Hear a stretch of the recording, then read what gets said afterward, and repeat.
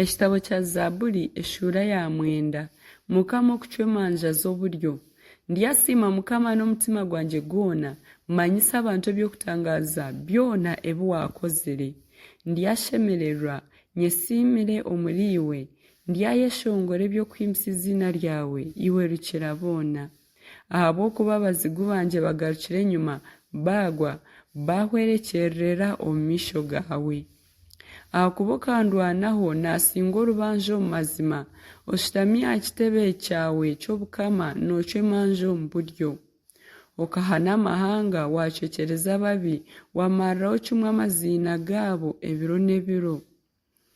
Abazigu bahwireho bacwekyerezibwe kimwe, endembo zaabo zishenyere, n'okwijuka tizakiijukwa. Kwonka Mukama atuura aha ngoma obutwire bwona, ateekateekiire ekitebe ky'okucwemanja, kandi yari acwera ensi yoona orubanja mu kuhikyerera, acwera abantu boona orubanja omu mazima.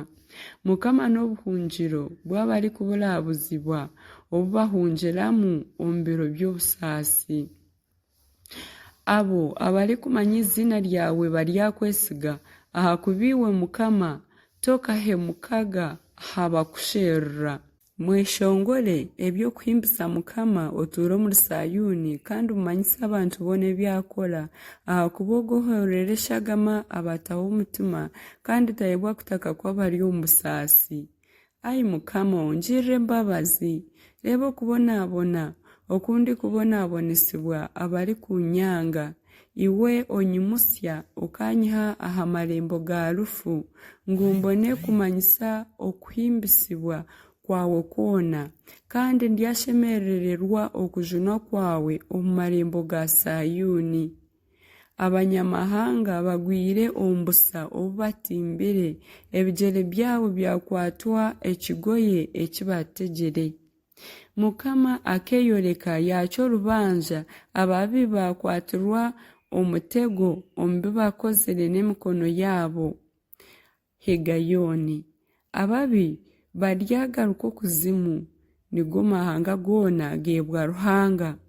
Abakyene tibariguma nibeeba, kandi amasiko g'abooro tigaruhwaho ebiro n'ebiro. Imuka, ai Mukama, otiikiriza abantu kusingura, amahanga gacwerwa orubanja omu maisho gawe. Obatiinise, ai Mukama, amahanga gamanye ku bari abantu buntu.